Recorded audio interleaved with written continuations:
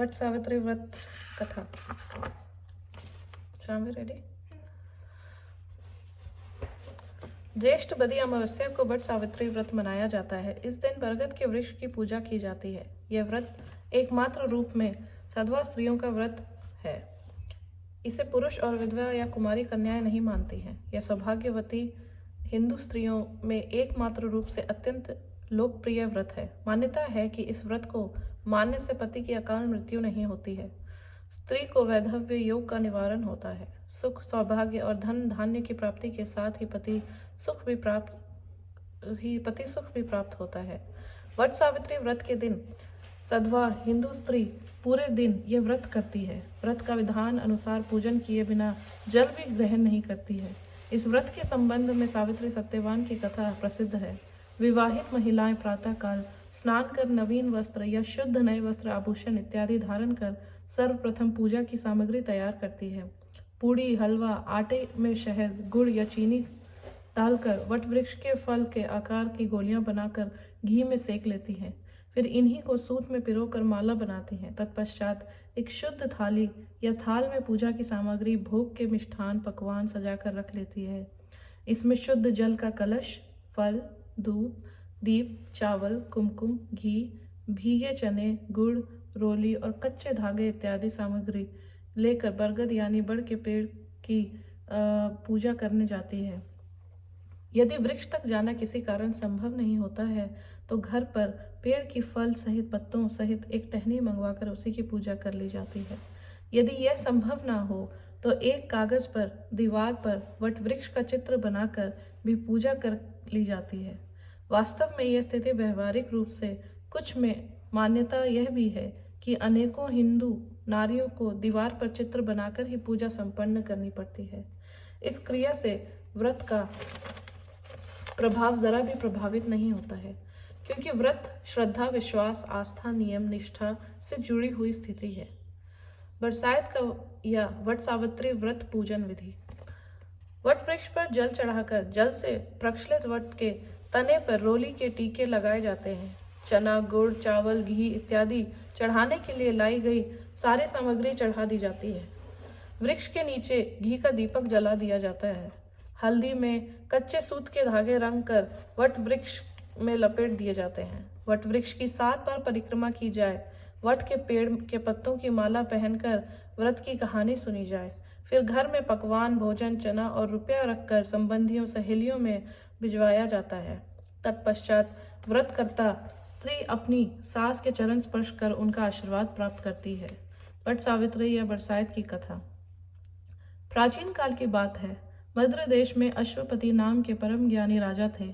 उनके दीर्घ काल तक संतान न होने के कारण दुखी हुए राजा ने अपने राज्य के सब विद्वान, ज्योतिषी, ब्राह्मण, पुरोहित आमंत्रित कर एकत्रित किए। सबका यथा योग्य सत्कार कर कहा, हे भविष्यदर्शी विद्वान विप्रों, आप सब गणना कर यह बताने की कृपा करें कि मेरे भाग्य में कोई संतान है या नहीं। तत्काल राजा के प्रश्न का उत्तर देने के लिए विद्वान ज्योतिषियों ने अपनी अपनी ज्योतिष गणनाएं प्रारंभ कर दी। कुछ समय सब गंभीर होकर राजा की ओर देखने लगे। राजा ने कहा, आप लोग संकोच त्याग कर सच्ची बात कहिए। ज्योतिष बोले, हे राजन, आपके प्रश्न का उत्तर प्रसन्नता बढ़ाने वाला नहीं है। फिर सत्य को छिपाना नहीं है, आपको बता ही देना है। आपके एक अत्यंत रूपवान, बुद्धिवान, धर्मपरायण कन्या उत्पन्न होगी। इसके अतिरिक्त वह भी अपने विवाह के 1 वर्ष बाद विधवा हो जाएगी। यह विधि का विधान है। ज्योतिषियों की भविष्यवाणी सुनकर राजा बहुत दुखी हुए। वह कन्या और अपने राज्य की भविष्य चिंता में बहुत दुखी हो गए। कालांतर में राजा के एक कन्या उत्पन्न हुई। वह समय अनुसार बचपन व्यतीत कर युवा हुई और विवाह योग्य आयु की हो गई। राजा अपनी कन्या के विवाह का परिणाम सोचकर भी दुखी हो गए। वह यह विचारने लगे कि कुछ बचाव का प्रयास किया जाए। ऐसा सोचते सोचते दैव प्रेरणा से राजा को नारद जी का स्मरण हो आया। धर्मात्मा राजा ने आवाहन कर नारद जी को बुलाया और सारी बातें बता दी। नारद जी कुछ पल विचार कर बोले, हे राजन, तुम अपनी कन्या के विवाह का दायित्व उसी पर छोड़ दो। तुम अपनी कन्या से कहो कि वह अपने लिए स्वयं ही कोई योग्य वर तलाश ले। तुम्हारी कन्या जिस युवक को अपने भावी पति के रूप में तुम्हारे सामने प्रस्तुत करे, तुम उसी के साथ अपनी कन्या का पूर्ण शास्त्रोक्त विधि से विवाह कर दो। राजा ने अपनी कन्या सावित्री को बुलाया और नारद जी की बातें बताकर पूछा, हे पुत्री सावित्री, तुम कहो तुम्हारा क्या विचार है। सावित्री बोली, हे पिताजी, मैं नारद जी के आदेश का प्रसन्नता पूर्वक पालन करूंगी। राजा को कुछ सांत्वना प्राप्त हुई। अब राजपुत्री सावित्री ने सखी सहेलियों, दास दासियों और अनुचरों सहित भावी पति के योग्य व्यक्ति को ढूंढने भ्रमण करना प्रारंभ कर दिया। अनेकों नगर वन प्रांत पार कर सावित्री एक छोटे से रमणीक जंगल में पहुंची। वहां पहुंचकर सावित्री ने अपना रथ रुकवाया। कुछ देर प्रकृति की सुंदरता निहारने के बाद सावित्री विश्राम करने लगी। आंख खुलने पर उसे एक वृक्ष की डाल पर बैठकर कुल्हाड़ी से लकड़ी काटता एक सुंदर, बलिष्ठ और गौर वर्ण युवक दिख पड़ा। उस युवक को देखकर सावित्री का ध्यान उस युवक के चेहरे के भावों, मुखाकृति और स्वभाव का अध्ययन करती रही। युवक का मौन निरीक्षण करते हुए काफी समय व्यतीत करने के बाद सावित्री ने अपने अनुचरों द्वारा उस युवक को बुलावा भेजा। सावित्री द्वारा बुलाए जाने पर सत्यवान उसके पास पहुंचा। सावित्री द्वारा परिचय पूछे जाने पर सत्यवान ने कहा, हे राजकुमारी, मैं एक दरिद्रता प्रभावित कुलीन युवक हूँ। इसी जंगल में रहता हूँ। मेरे साथ ही मेरे माता पिता भी रहते हैं। वे अंधे हैं। वे जंगल की लकड़ी काट कर बाजार में बेचते हैं। इसी से हम तीनों प्राणियों का जीवन निर्वाह होता है। मेरा नाम सत्यवान है। आप कहिए, मैं आपकी क्या सेवा करूं? उस सत्यवान नामक युवक की शालीनता, शिष्टता और स्पष्टवादिता से सावित्री बहुत प्रभावित हुई। उसने युवक के गुणों से प्रभावित होकर उससे विवाह करने का निश्चय किया। ऐसा निर्णय लेते ही सावित्री ने युवक से शांत, गंभीर स्वर में विनम्रता पूर्वक विवाह का प्रस्ताव रखा। सावित्री का प्रस्ताव सुनकर सत्यवान ने कोमल, नम्र स्वर में कहा, हे राजकुमारी, मेरे साथ विवाह करना आपके लिए उचित नहीं है। मेरे साथ ही आप भी दुखों और संकटों में घिर जाएंगे। इसके बाद सावित्री बार बार विवाह का आग्रह करने लगी।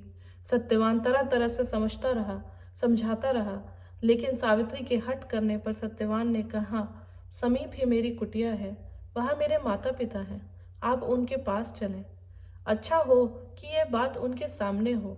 सत्यवान के प्रस्ताव से उत्साहित होकर सावित्री उसकी कुटिया में गई। वहां सत्यवान के अंधे माता पिता ने भी सावित्री को हर तरह से समझाया, पर सावित्री ने अपनी ओर से उन्हें तरह तरह से आश्वस्त कर विवाह की स्वीकृति प्राप्त करने में सफलता प्राप्त कर ली। सत्यवान ने भी विवाह के लिए स्वीकृति दे दी। सत्यवान की कुटिया से लौटकर सावित्री अपने पिता के पास पहुंची और संपूर्ण वृतांत बता दिया। सावित्री अपने पिता को से वार्तालाप कर रही थी कि उसी समय नारद जी आ पहुंचे। वे बोले, तुमने अपना पति किसे चुना है? इस पर सावित्री ने पुनः सारी बातें नारद जी के सामने भी दोहरा दी। नारद जी बोले, सत्यवान एक गुणवान, रूपवान, सदाचारी, सज्जन युवक है, परंतु विवाह के 1 वर्ष बाद ही उसकी मृत्यु हो जाएगी। इसलिए हे सावित्री, तुम अपने लिए पुनः किसी अन्य व्यक्ति को चुनो। सत्यवान अल्पायु, कम उम्र में मरने वाला है। नारद जी की बात सुनकर सावित्री बोली, हे नारद जी, दैव भय से मैं धर्म विमुख नहीं हो सकती हूँ। हिंदू नारी जीवन में एक बार अपने पति का चुनाव करती है। मैं सत्यवान को अपना पति चुन चुकी हूँ। अब वचन भंग का पातक नहीं करूंगी। नारद जी ने और सावित्री के पिता ने उसे तरह तरह से समझाया, पर सावित्री सत्यवान से ही विवाह करने पर दृढ़ रही।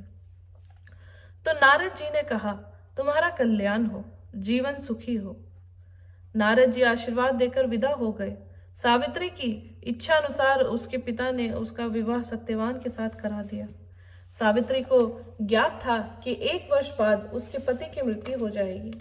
ऐसे में यदि शंकर जी को प्रसन्न कर लिया जाए तो विधि के विधान पर भी विजय पाई जा सकती है, क्योंकि शंकर जी के विषय में प्रसिद्ध है, मैठ ही कठिन कुंअंक भाल के भाव हुई मेट सकही त्रिपुरारी, अर्थात शंकर जी में शक्ति है कि विधाता का विधान भी बदल सकते हैं। एतएव सब प्रकार से निश्चय कर सावित्री भक्ति पूर्वक शंकर भगवान की आराधना में करने लगी। सत्यवान के लिए सावित्री पूर्ण मनोयोग से शिव जी की आराधना करती रही। जब सत्यवान की आयु के केवल 7 दिन शेष रह गए थे तो सावित्री और तीव्रता से कठिन व्रत उपवास कर भगवान को प्रसन्न करने में लग गई। अतः सावित्री की भक्ति से प्रसन्न होकर भगवान शंकर उसके सामने प्रकट हुए और बोले, मैं तुम्हारी भक्ति से प्रसन्न हूं, मुझसे मनवांछित वर मांगो। सावित्री बोली, भगवान, मेरे पति की आयु के 2 ही दिन शेष हैं, कृपया उनकी जीवन रक्षा की युक्ति बताएं। भगवान शंकर बोले, कल ज्येष्ठ की अमावस्या के दिन भक्ति पूर्वक वट वृक्ष की पूजा करने से तुम्हारी मनोकामना पूरी हो गई। सावित्री ने वट वृक्ष की भक्ति पूर्वक पूजा की और रात्रि जागरण किया। दूसरे दिन प्रातः काल जब सत्यवान जंगल में लकड़ी काटने जाने लगा तो सावित्री भी उसके साथ चलने की हठ करने लगी। किसी प्रकार सास ससुर को राजी कर सावित्री ने पति को भी मना लिया और उसके साथ जंगल में स्वयं भी गई। लकड़ी काटने के लिए सत्यवान एक वृक्ष पर चढ़ा। एक डाल को काटने के लिए कुल्हाड़ी चलाते ही सत्यवान का सिर दर्द करने लगा। वे वृक्ष से नीचे उतर आया और सावित्री से बोला, मेरे सिर में पीड़ा हो रही है, मैं आराम करना चाहता हूँ। पतिव्रता धर्मपरायणा सावित्री चिंतित होने लगी। सत्यवान कुछ ही देर में मूर्छित होकर अचेत हो गया। तभी सावित्री ने अपने सम्मुख एक दिव्य पुरुष को देखा। उस दिव्य पुरुष को देखकर सावित्री ने पूछा, आप कौन हैं? उसने उत्तर दिया, मैं यमराज हूँ। तुम्हारे पति की आयु समाप्त हो चुकी है, मैं उसके प्राण लेने आया हूँ। अपनी बात समाप्त कर यमराज ने सावित्री की गोद में अचेत पड़े सत्यवान के प्राण लेकर प्रस्थान किया। सावित्री भी यमराज के पीछे पीछे चल पड़ी। यमराज ने सावित्री को अपने पीछे आने से बार बार मना किया, पर सावित्री नहीं मानी। जब वे यमराज के पीछे चलते हुए बहुत दूर आ गई तो उससे अपना पीछा छुड़ाने का विचार किया। यमराज बोले, अपने पति को प्राण दान देने के अतिरिक्त कोई अन्य 3 वर मांग लो और लौट जाओ। इस प्रकार सावित्री ने कहा, हे धर्मराज, मेरे सास ससुर फिर से नेत्रवान हो जाएं। धर्मराज एवमस्तु कह दिए। सावित्री ने अपने सास ससुर का खोया राज्य लौटाने की प्रार्थना की। धर्मराज ने इसे भी स्वीकार किया तो अंत में सावित्री ने तीसरा वर मांगा कि वे पुत्रवती हो जाए। धर्मराज ने तीसरा वर भी स्वीकार कर लिया। वरदान देकर धर्मराज शीघ्रता से आगे बढ़े। कुछ दूर जाने के बाद धर्मराज ने पीछे मुड़कर देखा तो पाया कि सावित्री अभी भी पीछे पीछे चली आ रही थी। इस पर क्रोधित होकर धर्मराज बोले, मैंने तुम्हारे 3 वर स्वीकार कर लिए, फिर तुम मेरे पीछे पीछे क्यों आ रही हो? सावित्री बोली, भगवान, आपने मुझे पुत्रवती होने का वर दिया, फिर भी आप मेरे पति के प्राण लेकर जा रहे हैं। पति के बिना मैं कैसे पुत्रवती बनूंगी? सावित्री का तर्क सुनकर और अपने वरदान देने की गलती का अनुभव कर धर्मराज बौखला गए। पुनः संयत होकर बोले, सावित्री, बड़ी चतुरता से तूने मुझे धर्म संकट में डाला है। जाओ, वरदान असत्य नहीं होगा। अपने पति के पास जाओ, तुम्हारे पहुंचते ही सत्यवान जीवित हो उठेगा। सावित्री अपने पति के पास लौट कर आई तो वह जीवित हो उठा। दोनों प्रसन्न होकर घर आए। कुछ ही समय में यमराज के दोनों वरदान भी पूरे हो गए। सावित्री के सास ससुर को दिखाई देने लगा, उनका राज्य भी वापस मिल गया। यह सब बरसात अमावस्या के व्रत का प्रभाव था। इस व्रत को सर्वप्रथम सावित्री ने मनाया। एतएव इस व्रत का दूसरा नाम वट सावित्री वटम भी हुआ।